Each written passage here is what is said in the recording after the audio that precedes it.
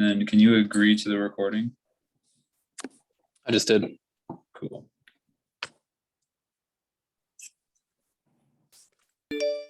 Okay, so what we're gonna get into today is just the training as far as solar goes. So when we're looking at it, Blake is going to be the homeowner. I'm going to be the sales representative, and we're going to be moving forward as that. So we will go ahead and get started. So Blake, really quickly before we get started here, what do you know about solar? Have you heard anything about solar? Yeah. So I think, the only thing I really know is my neighbor, Joe, 4 doors down. They got a system a couple of years ago, and, we're pretty close to them. They said they haven't really been too thrilled with the system. I don't know if it's like the energy production that they're getting is different or what, but they said their experience has been kind of neutral with it so far. But, from the research that we've done, it does seem like it could save us some money. So we just kind of want to sit down and learn more about our options today. Cool. Yeah. And that's how it is with a lot of people in days. Like they've been taken advantage of, or that they just weren't explained everything. And so we'll get into this, but it's not uncommon to where in the past people were stuck with things that they didn't like. And so that's why we try to be really thorough with this. Make sure you understand exactly what you're getting involved with prior to. And with that being said, we don't even expect you to make a decision today. A lot of people do decide to enroll today, but if you decide that you need a few days to think about it, that's cool too. Does that sound fair enough? Sounds great. Thanks. Cool. Now, really quick, as far as the new appliances go, have you guys received any new appliances? Have you gotten any new ones? Do you plan on getting any electric cars of the such? So our house is only like 10 years old. So honestly, most of the appliances are already relatively new. The one thing that we're looking at getting is possibly a Tesla or another electric car in the next couple of years. So I know there might be like a battery component to that in the house. But other than that, that's pretty much it. Cool. So like one Tesla, two Teslas, what do you think? Well, one for me, the wife is really interested in getting one as well. So but we'll see how much the tax credits are, a couple of years down the road. Yeah, for sure. That makes sense. And then do you guys have any periods of time where you go out for like vacation, anything like that? Like for more than a month or so? No, we're usually like 2 weeks most vacation, take a couple of vacations this summer, but that's about it. Okay, cool. And the same amount of residents moving forward. Do you have any kids moving to college, anything like that? Nope. It's all right now. We got 2 kids in high school, so it's 4 of us in the house. Okay, so in a few years they'll be going off to college though. What grade are they in? Oh yes, yeah, they're sophomores right now. So 2 to 3 years they'll be moving out. Cool. All right, I just like to get that because today where we're at is right here. We're not qualifying the home 100% today. We're in the consultation stage, and so what it's looking like here is that if your home gets enough sun, if there's enough roof space and it ends up qualifying, you can enroll. But the last qualifying step is this site survey or home inspection, where we come out on our dime and we make sure that the roof is good, your electrical panel is good, everything's good, because we would rather tell you and fix it than put solar up there and have to be fixed later on. And so once you pass this, then we bring back a final design, and that's where you approve it. And that's like when you're really okay going solar. This whole process before it's up on your roof and working is usually around, like I say, 90 days maximum. We've had it happen in 40, 30 days, but I'd rather tell you 90 and it happened in 40 than tell you 40 and it happened in 90. So that's kind of what we're going to go through. That's just kind of the process as far as what solar looks like going through it. But we're going to go through the agenda really quick. Before we go through that agenda though, do you have any, I know you said that Joe had a questionable experience. Do you have any specific questions that you're looking to get out of this? Is there any main concerns that you need answered? Anything like that? No, I think, our main concern really is kind of what it's going to cost us at the end, but I'm sure you'll get to that, at some point. So yeah. That's usually what everyone wants to know, right? Just more part. Exactly. Yeah. So no, I'll make sure that we go through this. I am thorough, but I'm not going to sit here and waste any of your time. If you have any questions, though, please stop me. Okay. Absolutely. Cool.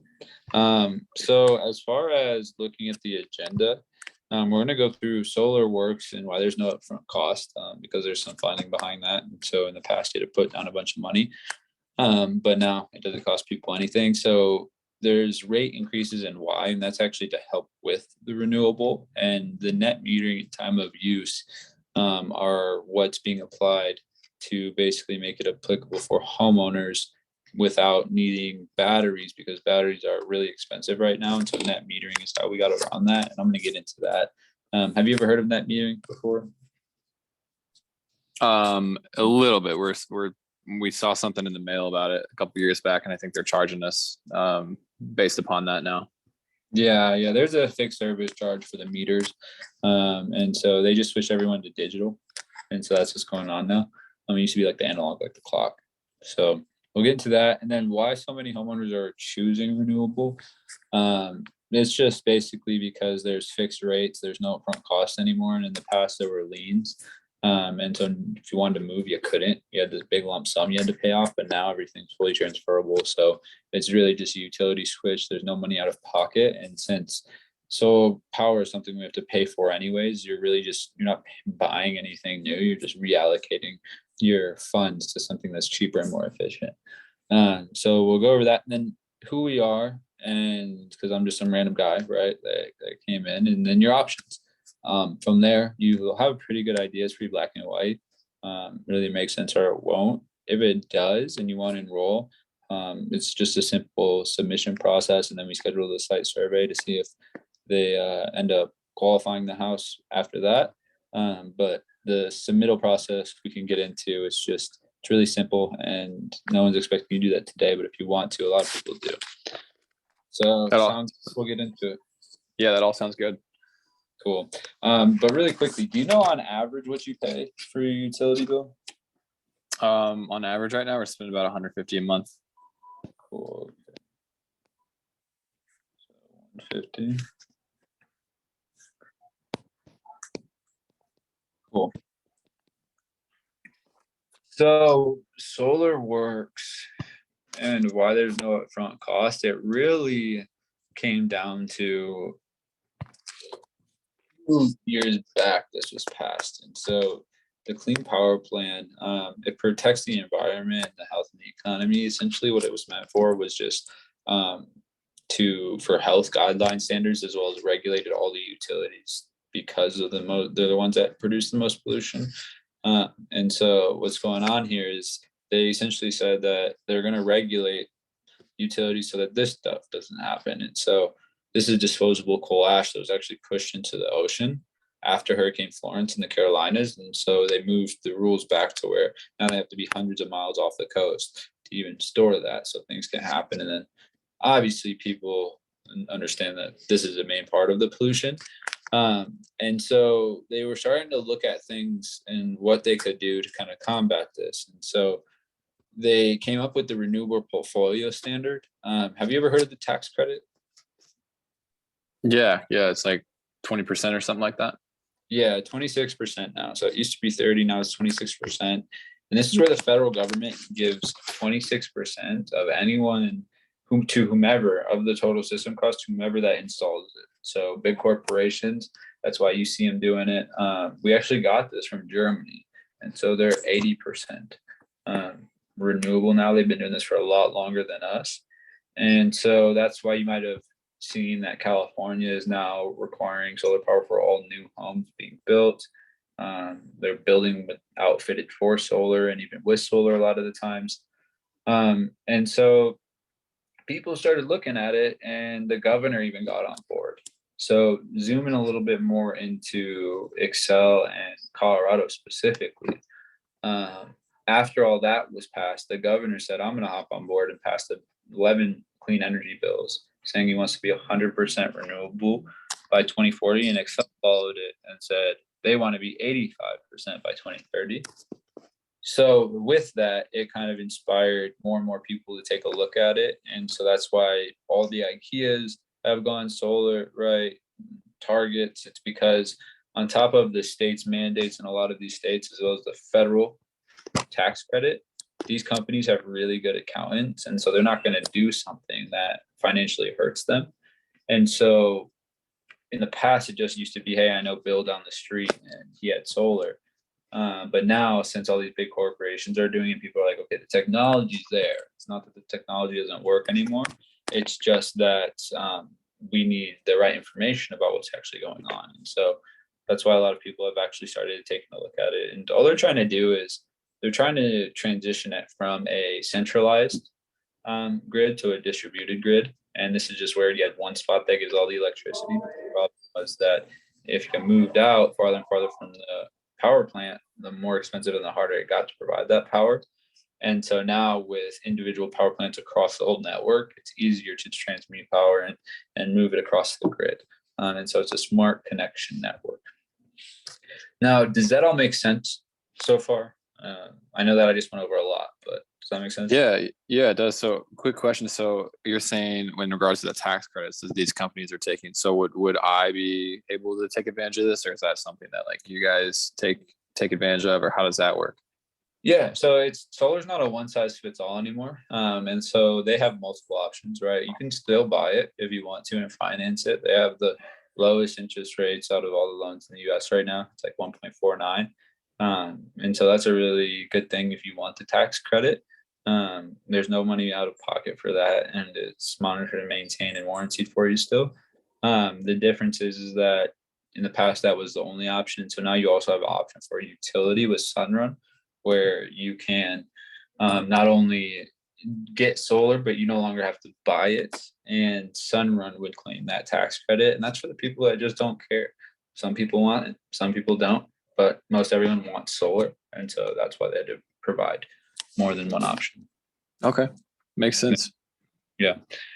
So that's solar and why there's no upfront cost. Have you seen anything about the current rate increases? They've been sending out a ton of mail. A lot of people have been seeing them. Yeah, no, we don't really check the mail anymore, but I might have seen an email or something this summer. But honestly, we just kind of pay our bill on autopilot, don't really pay attention to it. Well, in case you ever do, which probably won't happen if you don't, but the Xcel, they've been basically building these giant solar fields and wind farms. Have you seen those? Yeah, we've seen a few of them, off the interstates here and there. Yeah, so they're trying to build 80% of their electricity from solar field. And so what they're doing is they're charging us $8 billion to do this.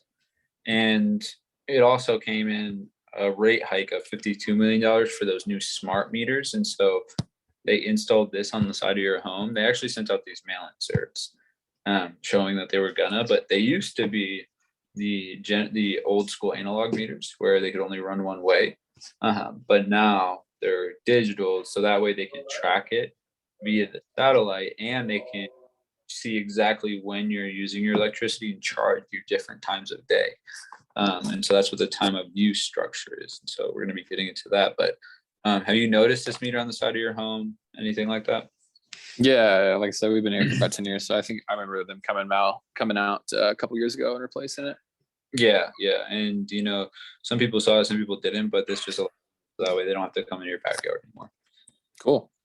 Yeah. So what they did, though, is recently some people have heard about it, others haven't, but the residential time of use rate for Xcel, they're already doing up in Fort Collins. They have been for a long time. Are you familiar with what time of use is? Yeah, I've actually got a buddy up in Fort Collins, and he was telling me about it. So it's basically where they charge you different rates throughout the day, right? Yeah, and so it's different in Fort Collins for the time, but the concept is the same. And so, excuse me, what they said was from 1 to 3 p.m. is going to be double the rate, and then 3 to 7 is going to be triple the rate. And so this would be like if gas was $6 a gallon, and then from 3 to 7 it was $9 a gallon, right? You're just not going to not drive somewhere if you have to get somewhere. If you don't have gas, you're going to pay the price. But the problem is that most people didn't want this, and they're doing it to raise funds because this is where the most people use electricity, and so it puts the most demand, so it costs them the most too, but they're also gathering funds for these big solar fields and stuff that we were looking at before. And so what's going on here is they've actually released the rates that they're going to be charging now instead of what they were prior to. So kind of go over this. In the past, they used to charge one flat rate no matter what time of day it is. So 12 p.m. to 12 p.m., right? Essentially, it was around 13 and a half on average cents per kilowatt hour. So no matter what time of day, if it was 1 p.m., it was that. If it was 7 p.m., it was that. You're good to go, right? So now what they've done is they said from midnight to 1 p.m., it's going to be 9 cents per kilowatt hour. And I'll show you that here. So the off peak, right? That was the green in this picture. So the off peak is 9 cents per kilowatt hour. Not bad, right? Same thing as what it was the winter price. That's when most people don't use electricity, though, right? When people start coming home and using more from 1 to 3, they're doing laundry, they're working from home. In the wintertime, they're going to charge 12. In the summertime, it's going to be 16 cents a kilowatt. So now it's a variable rate. Are you familiar with variable rates? Yeah, we did we actually did a variable rate mortgage, but we kind of regret that. Wish we would just lock in the fixed rate. Yeah, I hear you. That's what I hear. Now with the winter prices for the on peak, it's going to be 15 cents, and in the summer it's going to be 24 cents. So you can already see there that they've almost doubled it from the base rate of what it used to be for the time when do most people use the most electricity? Right here. When are people coming home from work? When are they doing laundry? When are kids playing video games, watching TV? All this kind of stuff adds up. And so why people choose to go solar is because it locks you in at a fixed rate again. So that way it usually is around anywhere from, 12 and a half cents. But depending on if you get good sun, it can be 11 and a half to even 10 and a half sometimes. And so what this allows you to do is fix it here. So that way you're never subject to these rate increases again. And that's just the time of use. With Xcel specifically, and does that make sense how that works? Yeah. So obviously, when there's more people home, they're just increasing the demand, so they're therefore increasing the price, which is unfortunate because that is when all of our family's home together, and that's when we cook dinner, eat dinner, watch TV, things like that. So I understand we're being charged a premium on that. Yeah, 100%. So, but that's not the only thing that they've raised their rates on recently. It's no surprise they got to make their money, but since 2000, it's gone up 67%, and it's 61.2 across all residential in all of Colorado, which is kind of crazy. So it's 1.7 times more than the rate of inflation, which is at 35%. So it's crazy how it's almost 2 times or double the rate of inflation. That's pretty nuts. So when we're looking at nationwide, though, we've covered time of use, net metering when we're getting into it. You said that you've heard about it. Are you familiar with it at all? I just don't want to get into it if you already know what I'm talking about. Well, Joe down the street said, the net metering thing was they're buying back some of his energy, but they're just buying it back at a different rate or something. So that's basically all we know or have heard about it. It's from Joe, but if you want to elaborate, that'd be great.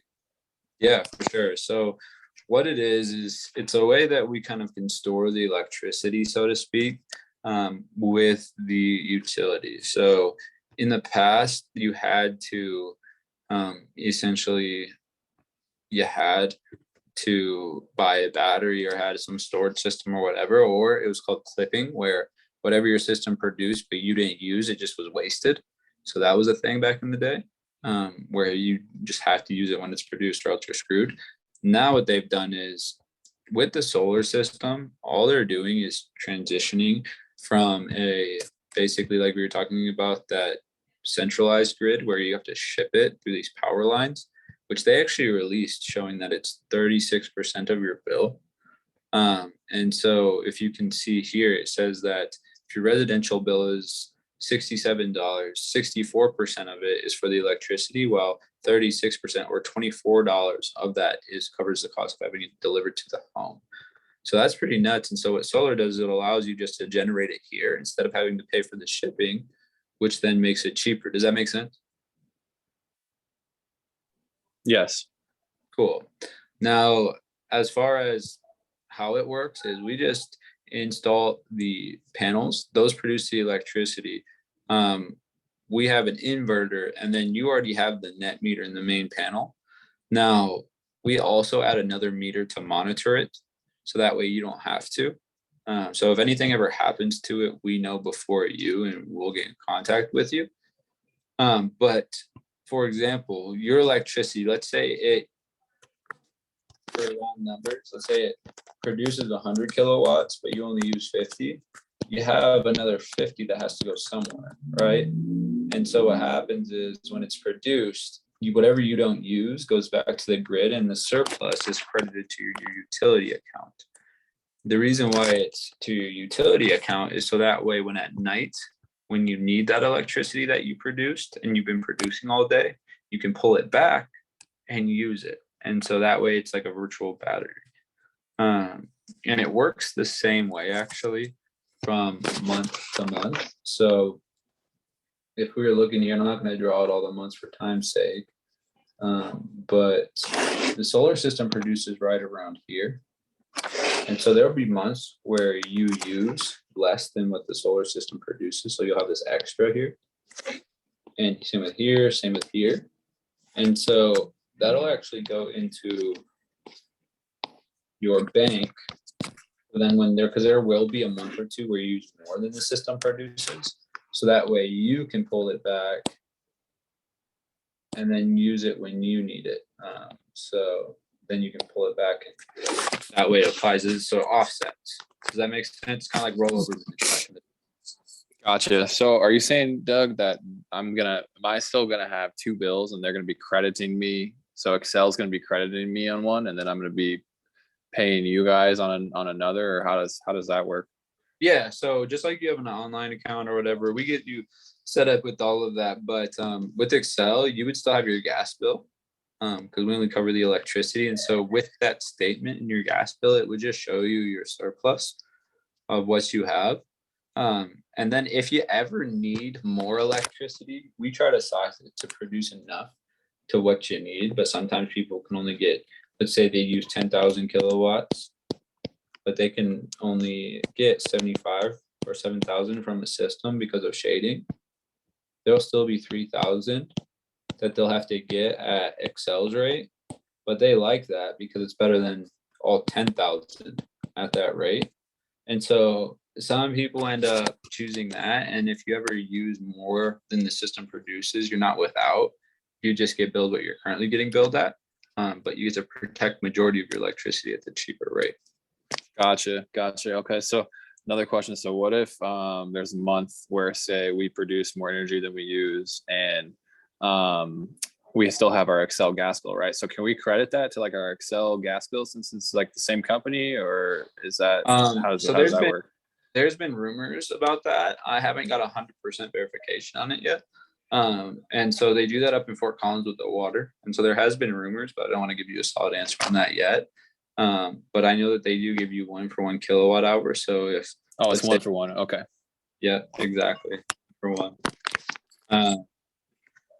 And so the only charge that we can ever get rid of, right? All these are associated with the distribution and the taxes and renewable programs.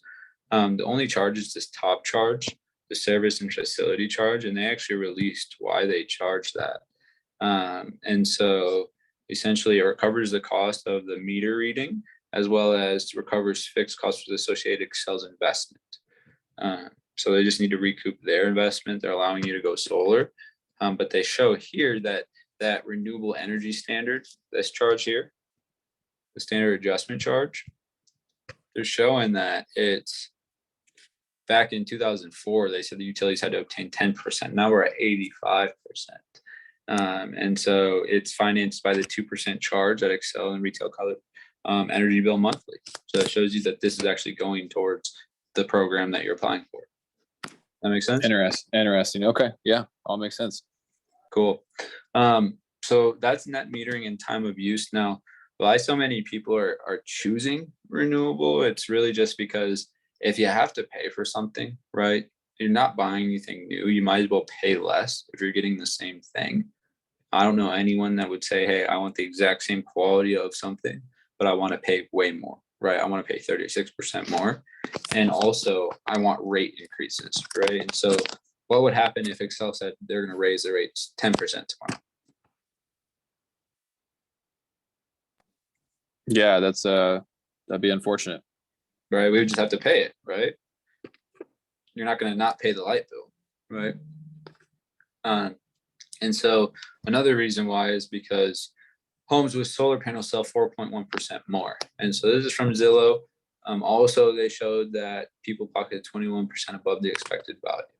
So these are even a bit older, but it shows even back then people were still seeing an advantage from solar. So with that being said, that's kind of the solar 101 gist of things. Before we get into your numbers, if you have any specific questions about any of that?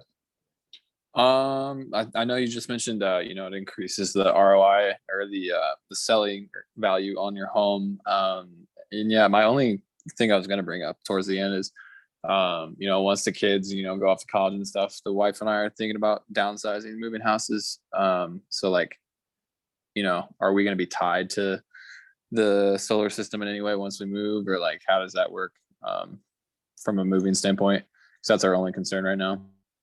Yeah, so essentially what happens is the solar back in the day, there was a bunch of liens, right? And so that's why you might have heard the horror stories about people not being able to move. They've actually removed all liens. It's unsecured financing now. And so you don't have to put your home up for collateral anymore to get these black things on your roof. They can actually, it's fully transferable. So there are two options with Sunrun. It's just a utility switch. So just like with Xcel, you call and let them know you're moving. But if you were to buy it, what would happen is the homeowner, you could either sell the house for more and pay off the loan with that, and then just do it that way, or you can transfer the payments into the homeowner's name. So they're just getting it cheaper. They're just inheriting your cheaper utility bill with that has an end date. So if you've had it for 10 years and there's only 12 years left or 15 years left, right? After 15 years, they're not going to have an electricity bill when in any other home they would. And so most people really like that when it comes to looking at a home. Great. No, that's good to know for sure. Yeah. And so Blake, we're going to wait on doing the numbers. I'm going to make a separate video for that. Okay. Because I feel like this is a good place to Absolutely stop, because that's the whole presentation. And then from there,